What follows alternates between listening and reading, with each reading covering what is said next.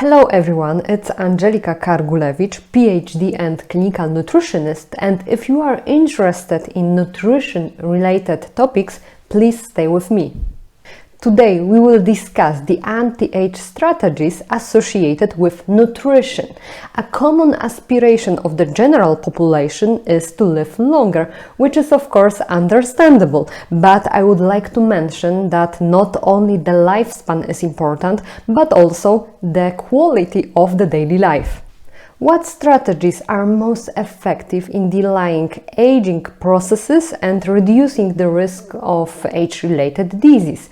And the most effective strategy is caloric restriction, which means decreasing the amount of daily energy intake by 20 to 50%, but without inducing malnutritional features. A good example of this is a long-lived population of the Japanese island Okinawa. We can even call them a population of centenarians, and in fact they consumed on average 20% less calories than the rest of Japan.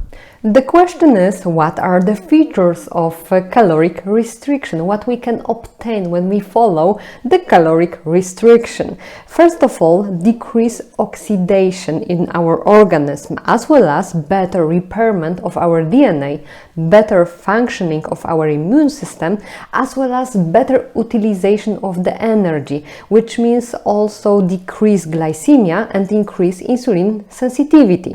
And we can also obtain less inflammation in our body. It is also worth to mention that caloric restriction not only means longer life, but also lower risk of cardiovascular disease, cancer, and better control of our weight. But does this really happen in a real life?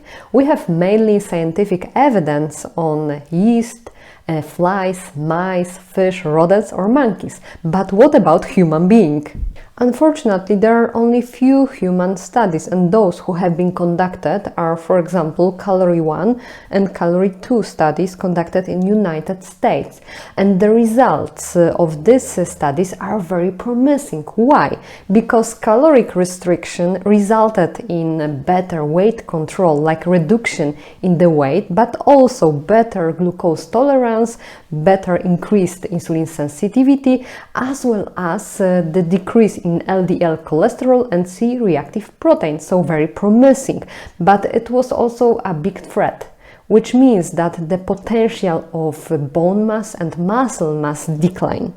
Other risks associated with caloric restrictions in humans is that this kind of strategy can lead to weight reduction, but particularly in obese people, which can lead to so-called yo-yo effect.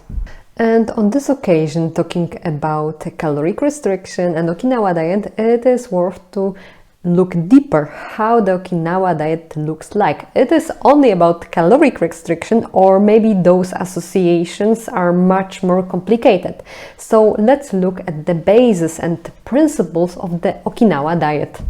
And the question is this diet, Okinawa diet, only about a pure caloric restriction? And in fact, when it comes to Okinawans from the past, they do not do this on purpose, like caloric restrictions, but the energy deficit was caused by a very hard physical work, and that's why they were caloric deficient. And what are other features of Okinawa diet apart from caloric restriction? Of course, the high supply of the biologically active ingredients and antioxidants. Also, low supply of energy due to the consumption of leafy green vegetables, spices, also roots, seaweed and yams. And also the high supply of pulses. So, on general, vegetables, fruits and pulses are the staple of the daily nutrition. And when it comes to vegetables in an Okinawa diet, I would like to mention about bitter melon. And bitter melon resembles a green cucumber in appearance, but it is not smooth, it's rather rough-skinned. And it is a desirable food product for people with diabetes, with some kind of carbohydrate disorders. And it contains a valuable substance like charantin, which inhibits the intestinal absorption of glucose and reduces its hepatic production. Another features of the Okinawa diet are a moderate consumption of the fish, low supply of the meat, dairy and animal fat, and simultaneously high supply of mono and polyunsaturated fatty acid, but also low omega-6 to omega-3 ratio. Low glycemic index and high supply of dietary fiber. Low consumption of the alcohol, which is mainly extracted from the rice, and it is called awamori. It is also worth to mention that Okinawans drink a lot of jasmine green tea, which is called sanpin. When it comes to nutritional value of the Okinawa diet, around 9% when it comes to energy supply comes from protein. Around 85% energy comes from the carbohydrates, but it is also worth to mention that those carbohydrates are mainly complex, not the simple one. And to sum up, unfortunately nowadays the Okinawa diet is a little bit westernized, and unfortunately these effects are blurring the favorable effects of the traditional Okinawa diet. Another anti-age strategy is fasting, usually in the form of the intermittent fasting. Usually the time when we are eating the food is like a eating window, and it is like 8 hours of eating. So 16 hours we do not eat nothing. And the question is if such kind of behavior can be beneficial to our health and longevity. Yes, but when we make this window during the day, when we make this 8 hours window of eating during the day, it translates into the lower body weight, but also better and improve cardiometabolic parameters, for example, lower blood pressure.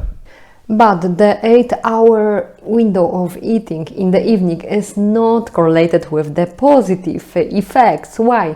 Because, for example, eating food between 4 to 8 p.m. only in this, small amount of time in the evening is correlated with the bad results. For example, it has a deleterious effect on our glycemia. And another solution to fast is like a fasting mimicking diets. These are like a periods of restriction when we restrict, for example, the consumption of the calories, simple sugars and protein with the normal days. For example, 4 days of restrictions for every 15 days. And results from the human studies shows that that kind of behavior can be very beneficial when it comes to decrease body weight and also decrease risk of cardiovascular disease. In another study, it was also shown that, for example, restrictions during 5 days per month is also associated with the beneficial effects. For example, the same, decrease body weight, decrease body fat content, decrease blood pressure and also insulin growth factor first, without any adverse effects. Another anti-age strategy is a varied diet rich in so-called hormetin, stimulators of the tissue repair. And these ingredients act in a hormetic way, which means that they initiate stress-related factors, ultimately leading to very beneficial health effects. The main effects of the hormetins are the activation of sirtuins and also the inhibition of nuclear factor kappa beta. But most importantly, this is not an effect of one particular substance isolated in an extract, but rather the synergistic effect of the well-balanced diet with abundance of the bioactive ingredients. These ingredients are vitamins like vitamin A, C, E, but also minerals and bioactive compounds like polyphenols, also phytosterols, terpenoids and carotenoids, but also polyunsaturated fatty acids. An important activator of the sirtuin 1 is resveratrol, found in grapes, in nuts and, for example, berries. And resveratrol may mimic the effects very similar to that one caused by the caloric restriction. Another bioactive compounds are probiotics, especially lactobacillus and bifidobacterium, and also prebiotics.